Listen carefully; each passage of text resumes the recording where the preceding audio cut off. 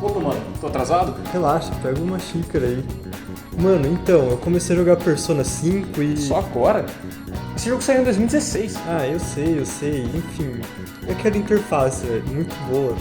É, isso é fato, não tem como negar. Mas o que é interface? Espera, de onde você saiu? Sabe, o Mocha tem razão. O que é interface? No mundo do design, existem muitos termos que a gente usa todos os dias e no fim, nunca se pergunta o que realmente eles significam. Eu aposto que a interface é um desses termos para muita gente. Duvida? Então vamos fazer um teste? Se eu te perguntar agora o que é interface, o que você me diria?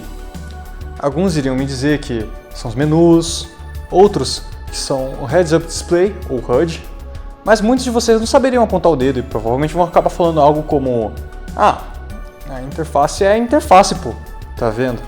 A pergunta do Mocha não é tão besta quanto parece. Então, hoje, vamos tentar responder de verdade a pergunta. O que é interface? Se você quiser a versão curta, aqui está. A interface é tudo aquilo que se localiza entre o mundo do jogo e o jogador, diz Jesse Shell em seu livro The Art of Game Design. Pronto, definimos o que é interface. Até o próximo vídeo, galera! Não, espera aí. Essa definição tá certa. Na verdade, é uma definição maravilhosa. O problema é que ela nos deixa com mais um questionamento. O que está entre o mundo do jogo e o jogador? Que tal a gente tentar responder isso também? Talvez, de quebra, a gente consiga ver como os elementos da interface afetam o jogador também, né? Sem falar que a gente, do Pause pro Café, achamos que isso é um questionamento muito mais interessante, pois ele realmente define o que é interface.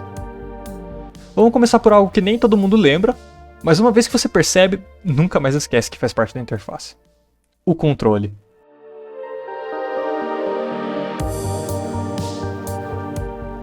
Sim, eu digo o controle físico que você usa para interagir com o jogo. Aposto que você nunca tinha pensado nele como interface, né? Mas para pensar, ele é algo que claramente está entre você e o mundo do jogo. Não só isso, como também é uma das partes mais importantes quando a gente fala de como o jogador vai interagir com o jogo. Afinal, o jogador só consegue afetar o mundo do jogo a partir do controle, não é? Pensa assim, quando você quer fazer algo num jogo, você aperta o botão no controle, e aí a ação chega no jogo e é executada. O controle serve como um tradutor para suas ideias. Ele pega elas e transforma num comando que o jogo consegue utilizar. Não só isso, ele também serve como uma via, um mensageiro que carrega e envia os seus comandos para o mundo do jogo. Pensando, agora que você sabe que o controle é parte da interface, fica meio óbvio, né? É literalmente algo que fica entre você e o mundo do jogo. E é exatamente por essa posição como tradutor e mensageiro que o controle é uma parte muito importante da interface. Claro que jogar com o controle quebrado vai trazer uma experiência ruim ou no mínimo inferior, mas as escolhas de design sobre o controle vai muito além disso. Por exemplo, vamos pensar no mapeamento de botões. Quem nunca jogou um jogo de tiro que atira com os botões de ombro, o R1 e o L1 para mirar e atirar? Só para depois ficar sofrendo quando você vai jogar aquele outro jogo que utiliza o R2 e o L2. O controle também afeta outros aspectos do design em jogos. Por exemplo, se você estiver jogando num controle com analógicos, é natural que a sua mira seja um pouquinho pior do que se você estivesse jogando num teclado e mouse, pois o mouse, por natureza, é uma ferramenta mais precisa que um analógico. Logo, num jogo de tiro, muitas vezes o jogo precisa dar uma forcinha para os jogadores que jogam com controles convencionais, o que é chamado de aim assist, onde basicamente o jogo dá uns leves empurrões na mira em direção ao seu alvo, para facilitar a vida do jogador. Outro aspecto bem óbvio é o Heads Up Display.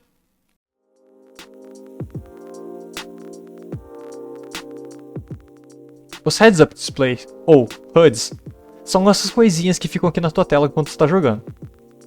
Para resumir, eles são uma projeção da informação no seu campo de visão, no caso de jogos, na sua tela. Eles servem para que você consiga ter acesso a essas informações de forma fácil e rápida, sem perder o foco no que realmente é importante, no caso, o jogo. Pensa num jogo de tiro. Quantas vezes você olha para coisas como seu contador de munição, o mapa, placar de pontuação e etc. Essas informações são muito importantes na hora de você tomar decisões durante o jogo. Será que eu recarrego minha arma? Se eu morrer aqui, eu tenho dinheiro para comprar uma arma nova? Onde estão os inimigos?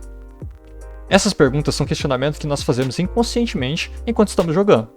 e ter acesso às informações de forma fácil e rápido ajuda um monte. Imagina se você tivesse que lembrar quantos tiros você ainda tem no cartucho a todo momento. Isso ia te distrair um monte e seria difícil de focar nos aspectos mais importantes. Logo, os designers te dão essa informação de fácil acesso para que você foque no que realmente é divertido no jogo, atirar nos inimigos.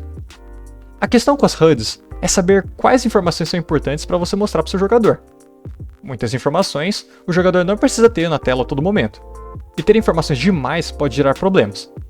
Por exemplo, a tela pode ficar poluída e reduzir a visibilidade. Fora que achar informações relevantes no mar de número de textos pode ficar difícil. Isso sem falar na paralisia de escolhas que ser apresentado com altas quantidades de informações pode causar. Achar o equilíbrio entre manter o jogador bem informado sem distrair ele pode ser um desafio, mas isso é muito importante, especialmente com jogos mais complexos, com diversos recursos e questões para gerenciar. Isso é um problema clássico dos jogos de estratégia em tempo real ou dos jogos de gerenciamento. Pense em jogos como Civilization, Oxygen Not Included ou Age of Empires. Esses jogos constantemente pedem para que você fique de olho em diversas coisas ao mesmo tempo. Muitas vezes, todos os recursos são igualmente importantes. Assim, naturalmente a HUD vai ficando mais cheia. O problema é que para jogadores mais novatos, ou que não estão acostumados com a HUD, eles não vão saber qual informação é importante e qual utilizar em cada momento. Perceba que a interface é uma rota de duas vias. Ao mesmo tempo que o jogador manda comandos, o jogo deve devolver informação.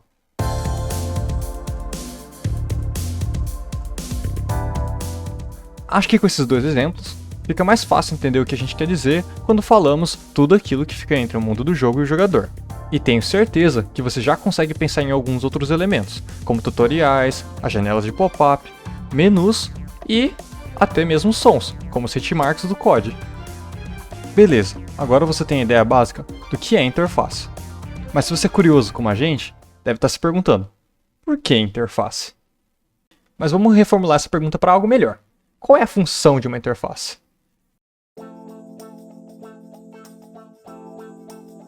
Bom, se a gente voltar para o Jesse Shell e para o The Art of Game Design, você vai encontrar que a função de uma interface não é parecer bonita ou fluida. O objetivo de uma interface é fazer que o jogador se sinta em controle. Mas, a gente do Pause pro Café, pessoalmente, acha que essa definição não é 100% correta. Enquanto realmente, muitas vezes a interface está lá para ajudar o jogador a ter maior controle e tomar decisões e transferir informações do jogo para o jogador, às vezes o propósito não é esse. Pega um survival horror, por exemplo. Muitas vezes a interface pode ser ambígua, te dando sinais mistos onde, ao mesmo tempo que ela te ajuda te informando sobre algo, os sons ou a falta de exatidão sobre as informações que ela te dá pode gerar uma pequena ansiedade, o que facilita para sustos e te deixar com medo. Logo, a gente do Pause pro Café prefere descrever de outra forma. Para nós, a função de uma interface é passar uma sensação definida pelos desenvolvedores. Meio aberto, mas faz sentido. Resident Evil, especialmente os primeiros, procuram gerar ambiguidade e deixar o jogador tenso. Devil May Cry quer te fazer sentir um badass. Logo, o jogo tem um sistema de pontuação que te incentiva e fala o quão maneiro você é. A música tem alto BPM, o que te deixa mais animado e aumenta o seu ritmo. Como a gente disse antes, a interface é uma rota de duas mãos. Ela é o principal modo pelo qual o jogador interage com o mundo do jogo. Mas também é como a máquina se comunica com o jogador sobre o estado do jogo. E para manter o jogo e o jogador alinhados e conectados durante essa experiência, a interface deve servir como um meio que conecta um ao outro, de maneira que a experiência do jogador seja engajadora e represente a visão dos desenvolvedores. Então é isso, se alguém te perguntar o que é interface, fala pra ela que é tudo aquilo que está entre você e o mundo do jogo. E se alguém te perguntar qual é a função da interface, a função da interface é vender uma experiência que foi definida pelo desenvolvedor. Então, por hoje é isso, amigos. Interface é um tema enorme e a gente podia ficar horas falando dela. Mas a gente espera que com esses dois exemplos, você tenha começado a entender um pouco mais sobre o assunto. Quer saber mais? Quer nos contar qual é o jogo com a sua interface favorita? Ou se apenas quiser continuar a discussão, a nossa aba de comentários está aberta. Sinta-se livre para escrever o que você quiser. Obrigado por assistir o vídeo e até mais!